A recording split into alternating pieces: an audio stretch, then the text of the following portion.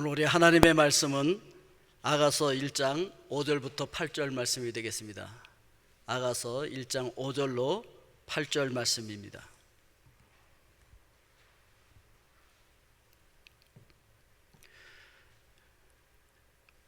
우리 함께 합독하겠습니다. 예루살렘 딸들아, 내가 비록 검으나 아름다우니 게달의 장막 같을지라도 솔로몬의 휘장과도 같구나. 내가 햇볕에 쬐어서 거무스름할지라도 흘겨보지 말 것은 내 어머니의 아들들이 나에겐 노하여 포도원지기로 삼았음이라. 나의 포도원을 내가 지키지 못하였구나. 내 마음으로 사랑하는 자야, 내가 양치는 곳과 정오에 쉬게 하는 곳을 내게 말하라. 내가 내 친구의 양떼 곁에서 어찌 얼굴을 가린 자같이 되랴. 여인 중에 어여쁜 자야, 내가 알지 못하겠거든 양떼의 발자취를 따라 목자들의 장막 곁에서 너의 염소 새끼를 먹일지니라. 아멘.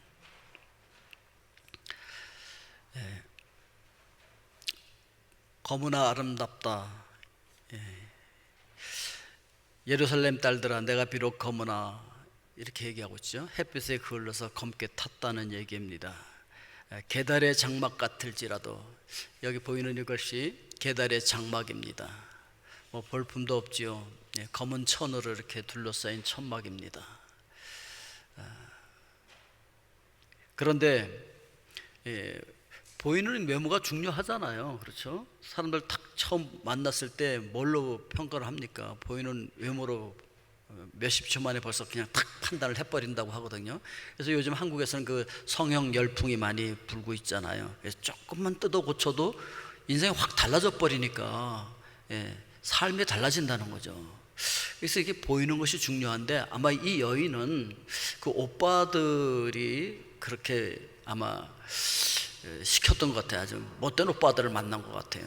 그래서 포도원에 가서 일하느라고 햇볕에 검게 탔다는 것이죠. 우리 환경 때문에 그럴 수 있잖아요.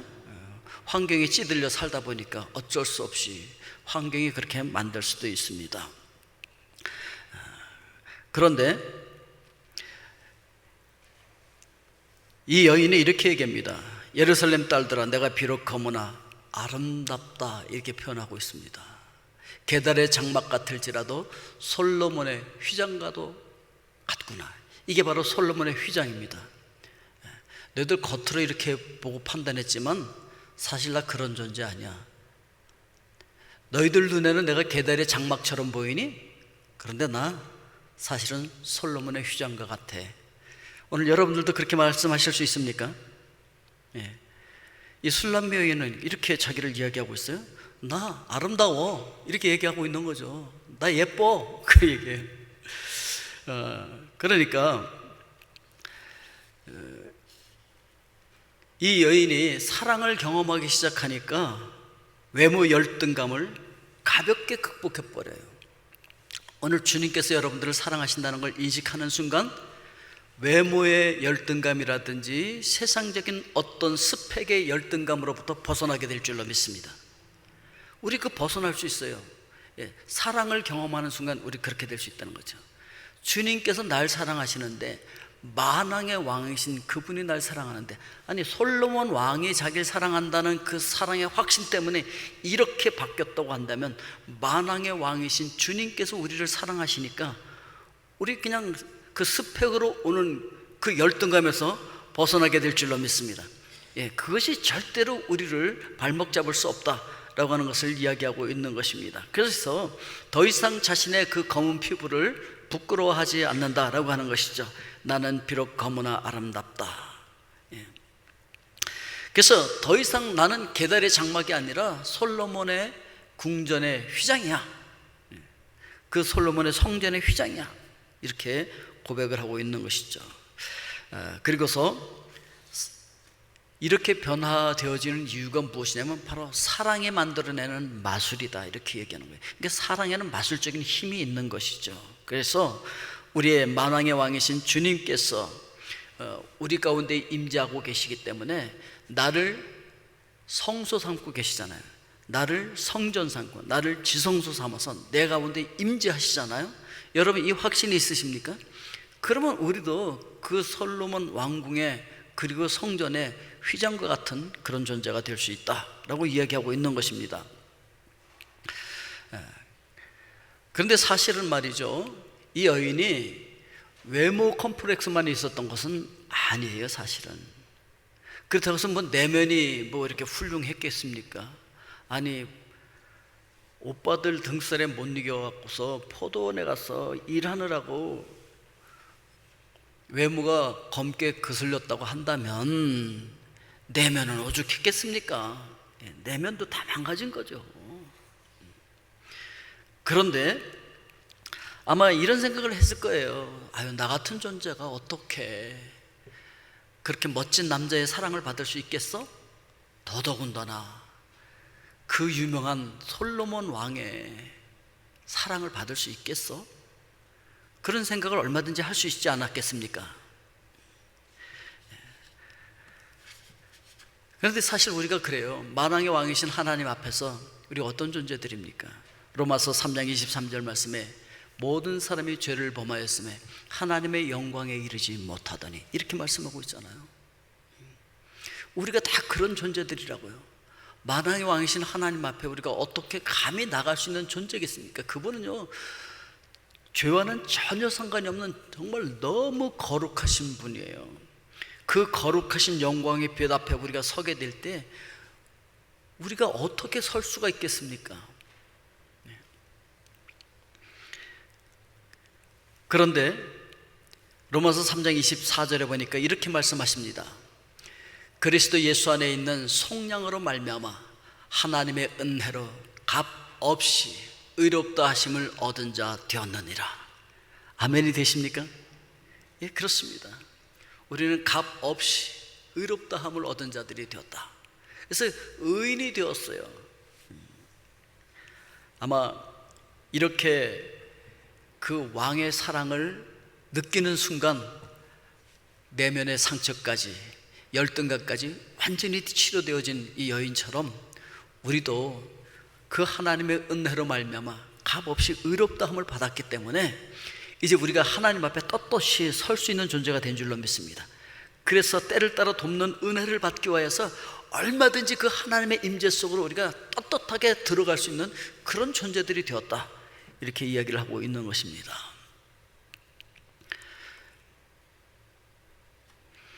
그래서 로마서 8장 35절 말씀을 우리 같이 한번 읽어볼까요? 누가 우리를 그리스도의 사랑에서 끊으리요? 환난이나 곤고나 박해나 기근이나 적신이나 위험이나 칼이랴.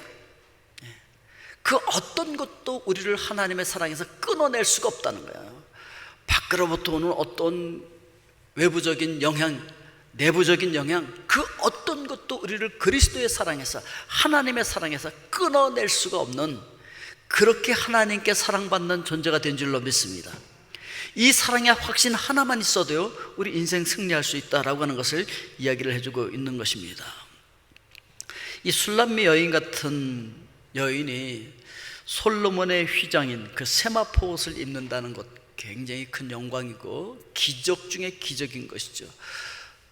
죄인으로서 하나님의 영광에 절대 이르를 수 없는 우리가 그 하나님의 사랑을 받고 주님께서 만들어 놓으신 의의 세마포를 입게 되어진다는 것, 이것 자체가 엄청난 큰 기적인 줄로 믿습니다. 우리는 그 엄청난 기적을 이미 경험한 사람들이라고 성경 우리에게 선포를 해주고 있는 것입니다.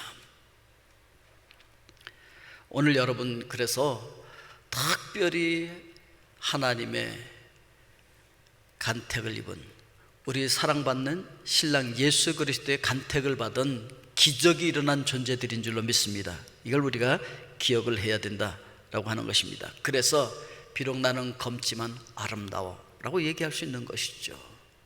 마틴 루터가 그런 얘기를 했어요. 우리는 용서받은 죄인이다. 죄인이면서 그러나 의인이 되었다, 이렇게 고백을 한 것이죠. 그래, 우리 다 검어요. 예, 검은 죄에 다 물들었어요.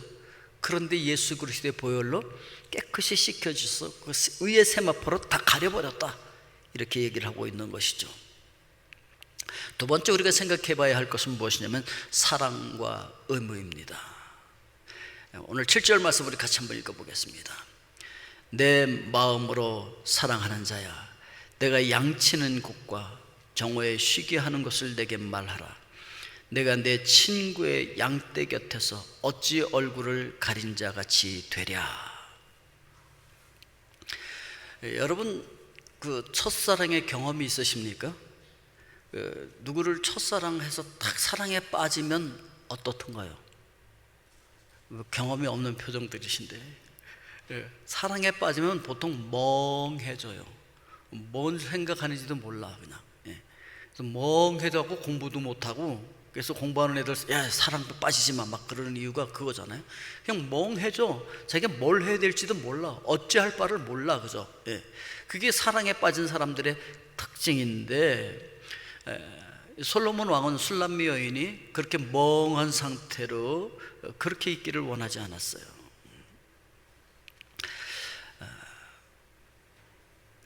우리가 사랑에 빠지면은 사실은 누구나 다 아름답죠. 사랑에 눈이 먼다 그러잖아요.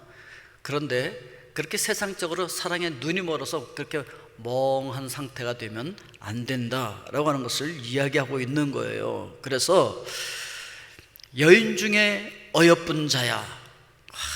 참 오늘 주님께서 여러분들에게 가장 어여쁜 자라고 말씀하실 줄로 믿습니다. 여인 중에 어여쁜 자야. 내가 알지 못하겠거든 양떼의 발자취를 따라 목자들의 장막 곁에서 너의 염소 새끼를 먹일지니라. 그러니까 이 황송한 사랑의 경험을 하고 내가 어찌할 바를 모르고 그냥 멍한 상태로 그렇게 빠져 있으면 안 되는데, 이런 사랑의 열병에 빠져서 아무것도 못하는 무능한 사람이 되면 안 된다 라고 하는 것을 이야기하고 있는 것입니다. 진정한 사랑이라고 하는 것은 사랑의 대상을 유익하게 해야 돼요. 사랑에 빠지는 순간 유익한 존재가 돼버리지, 멍한 상태에 빠져서 아무것도 못하는 무익한 그런 존재가 되면 안 된다라고 하는 것을 이야기하고 있는 것입니다. 그래서 사랑이라고 하는 것은 무엇이냐? 고린도전서에서 보니까 이렇게 얘기하고 있어요. 사랑은 자기의 유익을 구하지 않는다. 나의 유익을 구하지 않는 거예요. 사랑하는 대상의 유익한 존재가 되어야 되는 것이죠. 그래서들 결혼하신 거죠? 나의 유익을 구하기 위해서 나는 결혼할 거야가 아니라 상대방의, 내가 사랑하는 자의 유익을 위해서 결혼하는 거예요. 그럼 싸울 일이 없는데 왜 싸워요? 나의 유익을 위해서 결혼해버리면은 싸우게 되는 거예요. 근데 상대방의 유익을 위해서. 그래서 자기의 유익을 구하는 것이 아니라 사랑하는 자의 유익을 구하는 여인, 그것이 바로 아가페 사랑의 본질인 거예요. 성경에서 말하는 사랑의 본질은 아가페 사랑이거든요. 하나님의 사랑이거든요. 그래서 그냥 조건 없이 주는 희생적인 사랑, 그걸 아가페 사랑이라고 이야기를 하고 있는 것입니다. 그래서 사랑하는 여인에게 나를 사랑할수록 너의 삶의 의무를 게을리하면 안 돼, 이 얘기를 하고 있는 거예요. 그래서 여인 중에 가장 어여쁜 자라고 소개를 하면서도, 그런데 너의 의무 있잖아, 그 게을리하면 안 돼, 이렇게 얘기하고 있는 것입니다. 양떼의 발자취를 따라서 그들을 돌보는 목자들의 곁에서 목양을 도와, 이렇게 이야기를 하고 있는 거예요. 자, 오늘 말씀 다시 한번 볼까요? 여인 중에 어여쁜 자야, 내가 알지 못하겠거든. 뭘 몰라요? 사랑에 빠져서 뭘 어떻게 해야 할지 모르는 멍한 상태가 됐거든. 빨리빨리 정신 차리고 양떼의 발자취를 따라서 목자들의 장막 곁에서 너의 염소 새끼를 먹일지니라.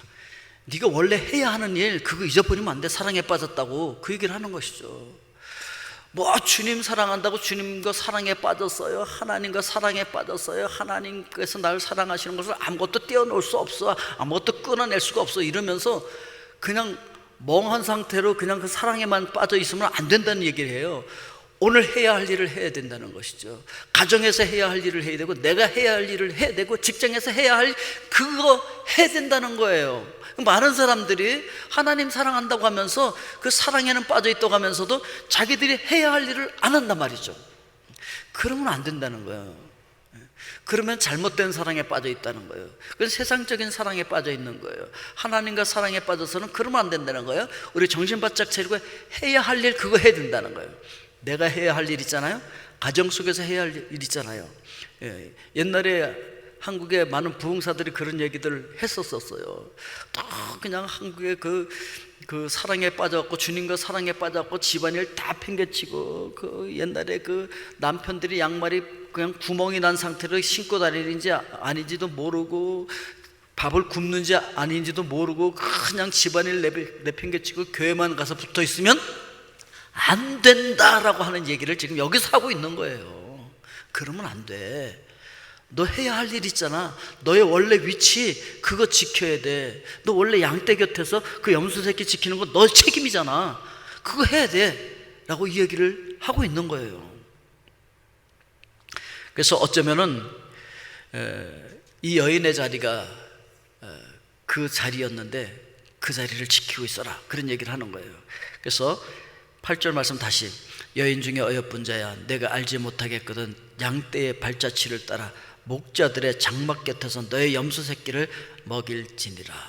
그래서 너 맡겨진 어린 양이 있잖아. 네가 책임져야 될 너의 양이 있지. 동산직이라서 책임져야 될 거 있잖아. 집사로서 책임져야 될 거 있잖아. 교회의 어떤 직분자로서 책임져야 될 거 그거 있지. 그거 감당해야 돼. 그 얘기를 하고 있는 것입니다. 자, 그래서 사랑에 빠졌다고 해서 맹목적인 낭비적인 그런 사랑을 하고 있어서는 안 된다라고 이야기하고 있는 것입니다. 그래서 사랑이 우리의 일상의 의무에서 도피하게 만든다고 한다면 그 사랑은 독약과 같다라고 하는 거예요. 그런 사랑에는 빠지면 안 돼요. 그래서 바로 이 여인의 위치 다시 한번 보겠습니다. 이 여인의 위치가 어디라고요? 여기에 이 위치에 있어야 되는 거예요. 그냥 나는 솔로몬의 휘장과 같아, 그래 거기 빠져서 도취되고 거기만 그러고 있으면 안 된다는 거예요. 나의 위치가 어딘지를 확인하고 거기 서 있어야 된다는 거죠. 그리고 그 책임을 감당해야 될 것을 성경 우리에게 이야기를 해주고 있습니다. 그래서 이 사랑의 관계를 통해서 얻은 이 삶의 에너지를 통하여서 날마다 우리의 삶의 의무를 더 힘있게 감당할 수 있어야 된다고 하는 것입니다. 그것이 눈먼 사랑이 아니라 눈이 열려있는 참된 사랑의 모습이다, 이렇게 이야기를 하고 있는 것입니다. 사랑과 의무는 동행하는 좋은 친구가 되어야지 이것이 떨어지면 안 된다라고 하는 것을 우리에게 이야기하고 있는 것입니다. 오늘도 하나님의 특별한 사랑을 받고 특별히 하나님의 예수 그리스도의 신랑 되신 예수 그리스도의 신부로 간택되신 여러분, 오늘 사랑의 의무를 잘 감당하게 되기를 주님의 이름으로 축복드립니다. 우리 기도하겠습니다. 사랑의 아버지 하나님, 오늘도 우리를 사랑하여 주셔서 이 새벽에 깨워주신 것 감사합니다. 왕 되신 주님, 왕의 사랑 때문에 우리는 검지만 아름다운 당신의 신부가 됨을 기억하고 오늘도 승리하게 하여 주시옵소서. 우리를 사랑하시는 주님, 우리가 주님의 사랑으로 말미암아 우리의 일상의 의무를 더 잘 감당할 수 있는 힘과 능력과 지혜를 얻게 하여 주시옵소서. 오늘도 주님의 사랑 안에서 승리하는 날 되게 하여 주시옵소서. 예수 그리스도의 이름으로 기도하옵나이다. 아멘. 이제는 우리 주 예수 그리스도의 은혜와 하나님 아버지의 무한하신 사랑하심과 성령님의 인도하시고 교통하심이 오늘 이 새벽 기도에 나와 있는 모든 심령들과 가정과 또 저들의 흩어져 있는 자녀들 위해 이제로부터 영원토록 항상 함께 하시기를 축원하옵나이다. 아멘.